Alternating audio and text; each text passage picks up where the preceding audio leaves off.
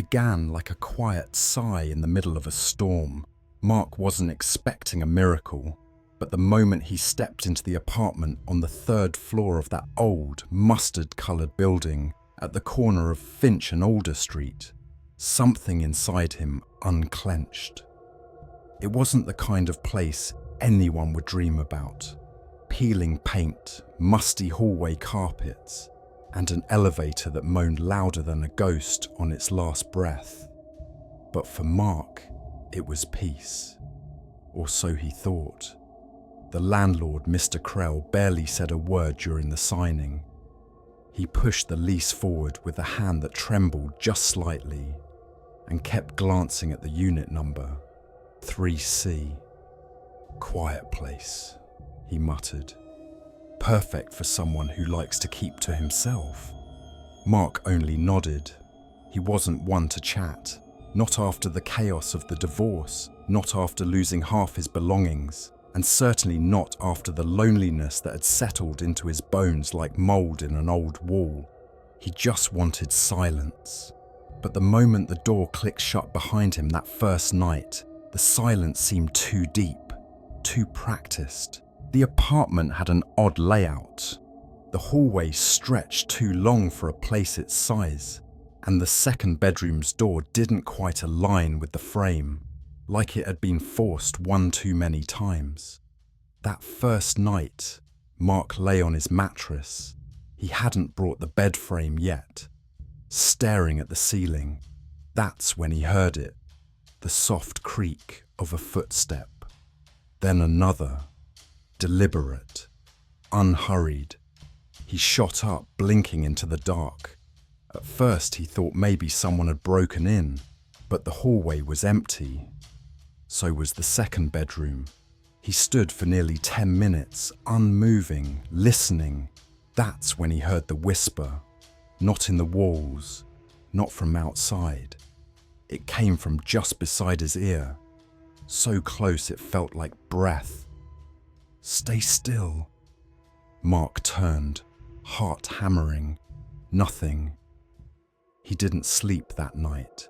Instead, he sat on the couch with a kitchen knife, eyes bloodshot, ears twitching at every creak the building made. He didn't like the second bedroom. It always felt wrong. The air inside was stale, like it hadn't been disturbed in decades.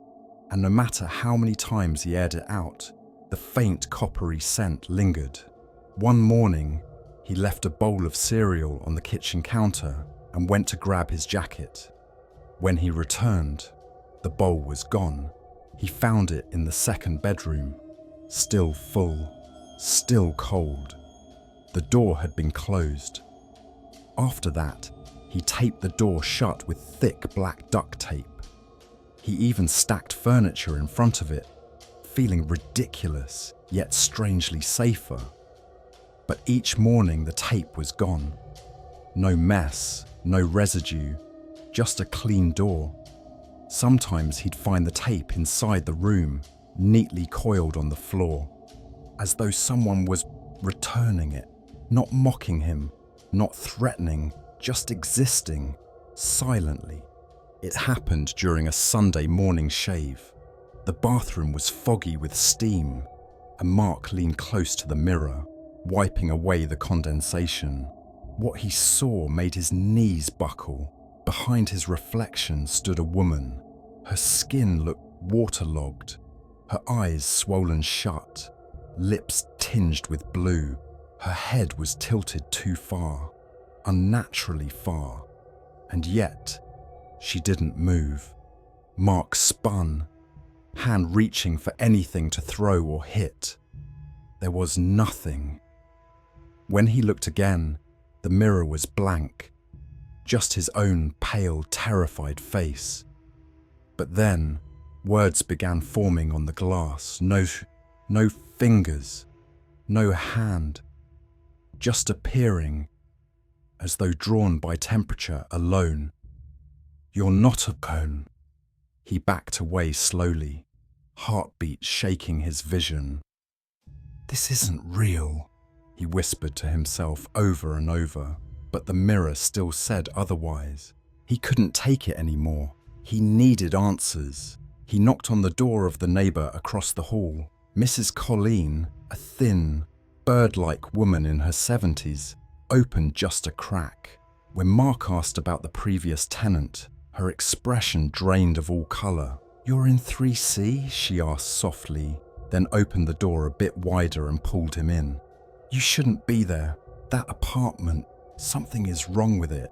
She explained how a young woman named Marissa lived there before him, moved in quietly, kept to herself. One night, screams echoed through the halls. No one could tell where they came from. Police found her keys still in the lock, lights on, but the apartment was empty.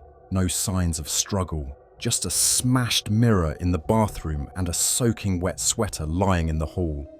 "They said she ran away," Mrs. Colleen murmured. "But she didn't.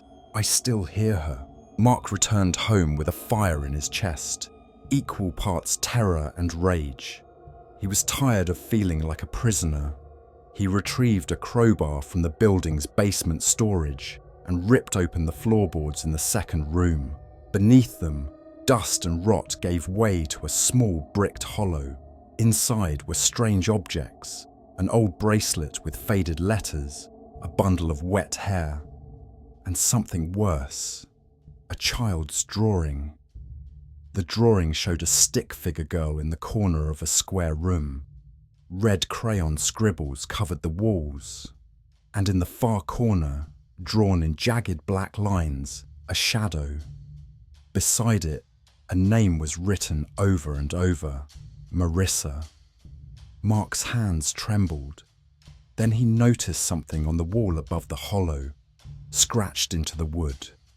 It lives in silence. It feeds on fear. That night, he didn't just sleep with the lights on. He slept in the hallway, afraid to close his eyes. By the end of the week, reality felt thin. He couldn't tell what day it was. He'd wake up on the floor, the shower running. Once he found himself standing in the second bedroom with no memory of how he got there.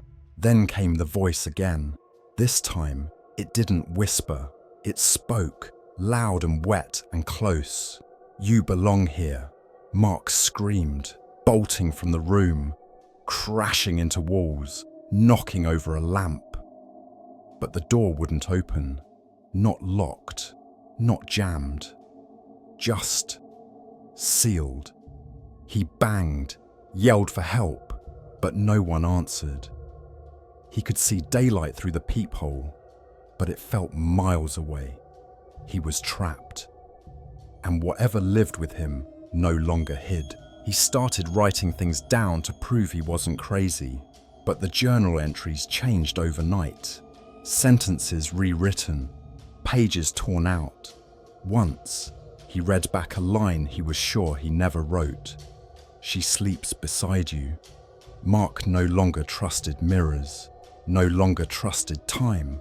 He began seeing her in reflections of the television, the oven door, even the darkened windows at night. He noticed something else. When he cried, the house creaked differently, responded, almost comforted him. The apartment was alive, watching, feeding. She was no ghost. She was something worse, something that had been born in silence, starved of sound, and now Mark's very breath was her lullaby. He stopped talking, stopped moving after sundown. He became the silent tenant, just like her. His last recorded entry wasn't written. It was a voicemail, left on his sister's phone at 2:47 a.m. "Jess, I don't think I'm alone anymore. But it's not like I'm being haunted. It's more like I've been adopted by whatever is in here. It doesn't want me gone. It wants me still. And the more I stay quiet, the safer I feel. I don't even want to leave anymore. Jess, if I disappear, don't come looking for me. Don't open the door." He was never heard from again. Police found no signs of forced entry, just an empty apartment. silent, pristine, and one mirror with words scrawled in condensation that wouldn't fade. He's with me now.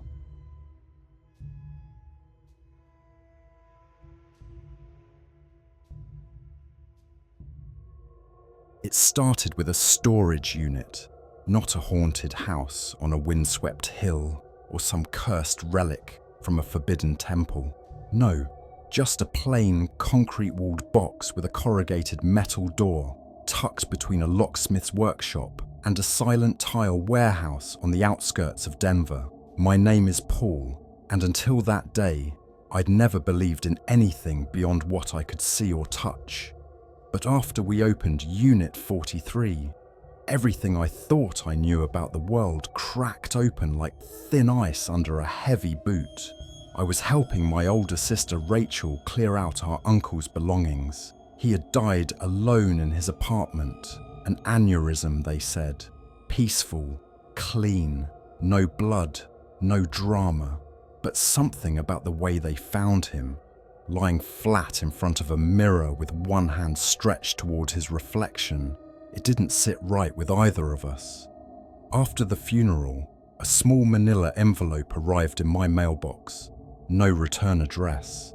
Inside was a brass key and a single line scribbled on old paper. Paul, do not ignore. My stomach sank when I read it. I should have thrown it away. I didn't. Unit 43's padlock came off with a rusty click.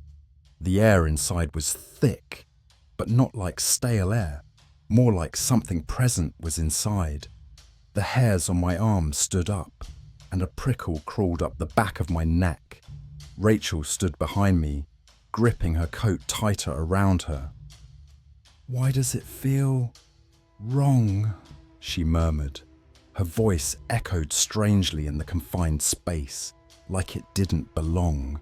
The unit was jam-packed. Boxes were stacked unevenly, some spilling their contents. Newspapers from the 70s, worn shoes, frayed notebooks with pages torn out.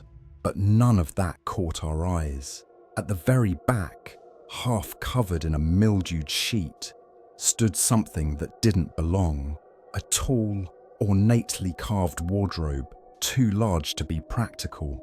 The wood was aged, but not rotten, more like it had endured time, not succumbed to it. Deep gouges along the doors looked like claw marks, and along the sides were symbols, etched deliberately, almost ritualistically. Rachel reached for the sheet. I stepped forward and caught her hand. "Don't," I said, almost involuntarily. My voice sounded too loud in the silence. Her fingers trembled beneath mine. We looked at each other for a long moment before she nodded slowly. "Let's come back later." I exhaled, not realizing I'd been holding my breath. But even as we backed out of the unit and slid the door shut, I felt it. A pressure behind us, like something watching, something waiting. That night, sleep evaded me. My mind replayed the carved symbols, the clawed wood, the darkness beyond those wardrobe doors. At 3:12 a.m., I was in my kitchen with a beer I hadn't touched, staring at the envelope again. Something about it gnawed at me. I opened it once more and unfolded the paper, and that's when I saw it.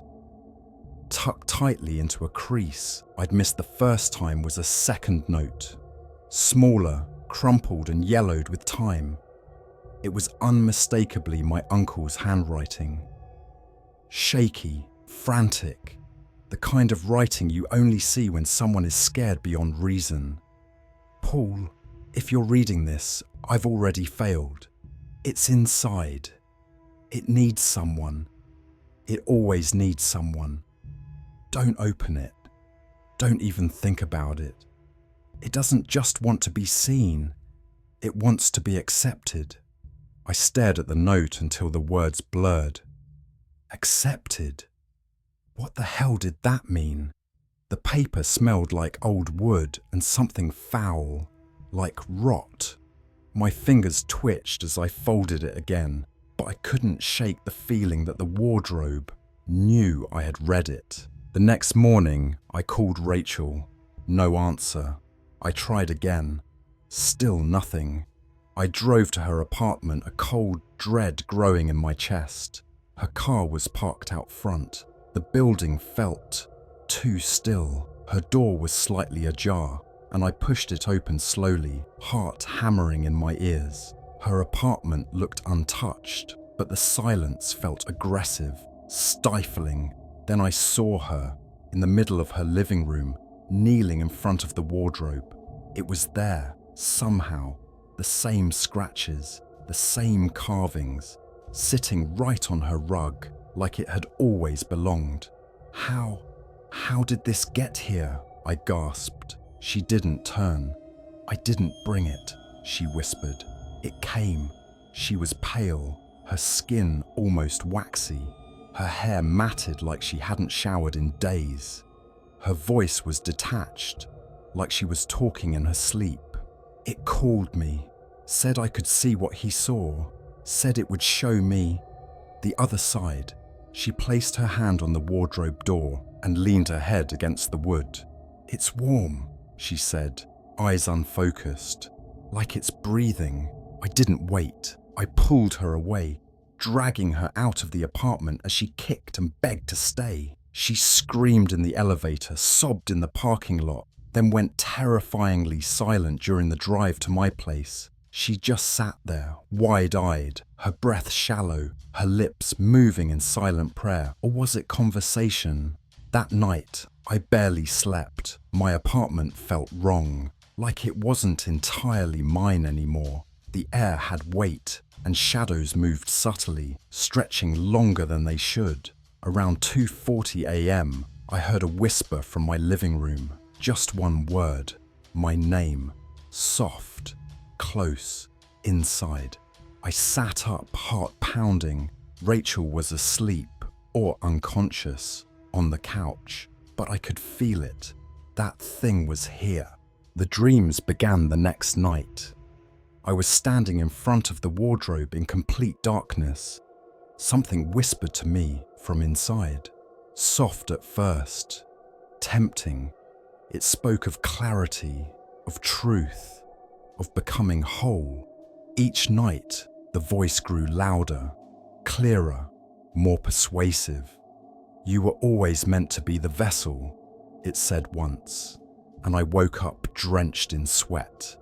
When I looked in the mirror the next morning, I didn't recognize my own eyes. They looked darker, heavier. Rachel was deteriorating. She wouldn't eat. She mumbled about doorways and passageways that only open when you give everything. When I touched her shoulder, she screamed and clawed at me. It chose you, she hissed. Not me, it wants you now. Out of desperation, I contacted an antique appraiser, told her I had a strange old armoire I wanted to sell. When she stepped into the room and laid eyes on it, her face went ghost white. She didn't even move closer. That's not from here, she muttered. Where did you get this? I tried to explain, but she backed away, hand over her mouth. Get rid of it. Burn it. Don't even try to sell it. Just get away. But I couldn't. That night, the voices multiplied. I didn't just hear them. I felt them, crawling beneath my skin. My dreams turned violent. I saw my uncle clawing at his own eyes in a room without walls. I saw Rachel inside the wardrobe, banging against the doors. Help me, she mouthed. I awoke to find her gone. Her keys, phone, and shoes were still at my place. But she was gone, vanished without a trace. I called the police. They filed a report, but didn't press hard. Mental episode, they called it. Probably ran off. But I knew. I'd seen her in the dream, inside the wardrobe. Her scream echoed every time I blinked. I snapped, hauled the wardrobe into my truck, drove 2 hours to the middle of nowhere, and set it on fire. As the flames licked its surface, I heard it scream, not creaking wood, a scream, high-pitched, inhuman. The fire erupted unnaturally high, turning blue at its peak. I ran, heart beating like a drum, but when I got home, it was there, in my hallway, unburnt, polished, waiting. Now I can't leave. I've tried. I packed, moved, drove for hours, but it follows. Always just arrives, in hotel rooms, rented cabins, once even in a gas station bathroom. It always finds me, and it's always closer to being open. 3 nights ago, I saw Rachel again, not in a dream, in my bedroom mirror, her face pressed against the other side, her mouth moving silently. I tried to scream, but I couldn't move. And the wardrobe, it's not whispering anymore. It's calling. Yesterday, I came home from work and found it again. But this time, one of its doors was slightly ajar, just enough for a sliver of darkness to peer through. And I swear in that moment, I heard it breathe.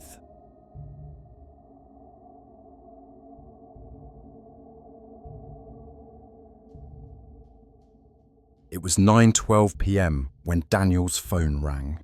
He remembered the time clearly, not because of the ringtone, but because of what the voice on the other end said. "She's not your wife anymore," the woman whispered. Her tone wasn't threatening. It wasn't angry. It was disturbingly calm, almost like she was stating a fact. And then, the line went dead. Daniel stared at the screen in disbelief. "Unknown caller," it read. His thumb hovered over the call history. But something stopped him. Maybe it was the way the voice sounded like it came from right behind him, not from the phone. He turned around instinctively, scanning the dim kitchen. The silence was oppressive. His wife, Claire, was upstairs, supposedly asleep. The night felt wrong already, and it had only just begun. Daniel slowly climbed the stairs, his senses sharpened. He couldn't shake the sensation that he was being watched. As he reached the bedroom door, he paused. From inside, he heard Claire murmuring something, not snoring, not talking in her sleep. It was more like a whispering chant, too rhythmic to be random. He pushed the door open gently. Claire sat upright on the bed, facing the window. Her hair covered most of her face, and she was rocking slightly. "Claire," he whispered. No response. He moved closer. Her voice was clearer now. She was repeating a phrase under her breath, over and over again. "He gave me the name. He gave me the name. He gave me the name." Daniel reached out, touching her shoulder. Claire's body jerked violently, as if someone had yanked her strings. Her head snapped around, not just turned. Snapped. Her eyes locked onto his, wide and unblinking. "Don't touch me," she hissed in a voice that didn't sound like hers. It was deeper, foreign. He backed away, heart pounding. "Claire, it's me. What's going on?" She tilted her head slightly, like an animal trying to understand a new sound. "You still think I'm her?" The way she said "her," like Claire was no longer in the room, made Daniel's stomach twist. Something inside that body wasn't his wife. The next day, Claire acted completely normal. She smiled, made breakfast, kissed his cheek, just like always. But Daniel couldn't forget what he'd seen. He didn't bring it up. Not yet. Instead, he searched. He scoured forums, medical pages, anything. Then, late that night, he found an old local blog that talked about possession rituals in their town. Ones that allegedly started with whispering dreams and a gifted name. The blog mentioned a name, Sorrel, the same word Claire had muttered in her sleep the previous week. He'd thought it was nonsense at the time. Now it chilled him to his bones. Desperate for proof, Daniel installed a hidden camera in their bedroom. The next morning, while Claire was in the shower, he reviewed the footage. At 2:03 a.m., Claire sat up in bed. Her movements were stiff, unnatural. Then she turned to the camera, as if she knew. She stared into the lens for 2 straight minutes. No blinking, no sound. Then her lips moved. No audio, but Daniel could read it. "He's watching me." She smiled faintly, then lay back down. He slammed the laptop shut, breathing heavily. What the hell was going on? That evening he confronted her. "Claire, who is Sorrel?" Her face froze for a moment, then she laughed, too loud, too long. "Is that your new nickname for me?" she joked, avoiding eye contact. Daniel grabbed her hand. "You said it in your sleep. You whispered it. You've changed, Claire." She looked up then, her eyes completely void of recognition. "If you don't want me as I am," she said slowly, "then leave. You don't own me, Daniel. No one does." Her voice shifted on the last sentence, echoing, distorted, like 2 people were speaking at once. He let go of her immediately. The phone rang again that night. 9:12 p.m. Same number. Daniel answered bad. "She let me in," the voice whispered. "You can't take her back." He screamed into the phone, begging to know what it wanted. Silence. Then the voice whispered, "She wanted to be mine." He dropped the phone, hands shaking. Claire was standing at the top of the stairs, watching him. "Who was it?" she asked. Her smile was too perfect, too rehearsed. Daniel didn't answer. He was too busy trying to remember when he'd last seen his real wife. Daniel packed a bag.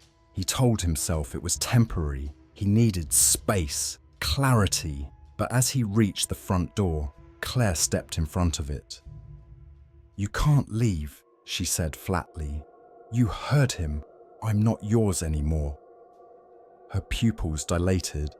Her breath quickened. He pushed past her. She didn't fight. She only whispered one last thing as he opened the door. "Sorrel doesn't like to be abandoned." He didn't turn back. He couldn't. He drove all night, never once checking the rearview mirror. Deep down, he knew she wasn't following, but something was. Months passed. Daniel moved cities, changed numbers, even saw a therapist. But the dreams never stopped. In every one, Claire stood in the doorway of their old bedroom, whispering. Sometimes she cried, sometimes she laughed. But every time, she whispered the same thing. "I gave myself to him." One night, Daniel woke to find a note on his kitchen counter. He lived alone. The note was scrawled in Claire's handwriting. "You left me, now I leave you." No fingerprints, no sign of a break-in. He stared at it for hours before burning it, but the whisper stayed in his head. Last week, Daniel saw her. On the subway, same hair, same coat. But when she turned, the face wasn't Claire's. Not exactly. It wore Claire's features, but the eyes, those weren't hers. The woman smiled slightly as she passed him, and he could have sworn he heard it. A whisper, right behind his ear. "She's not mine anymore."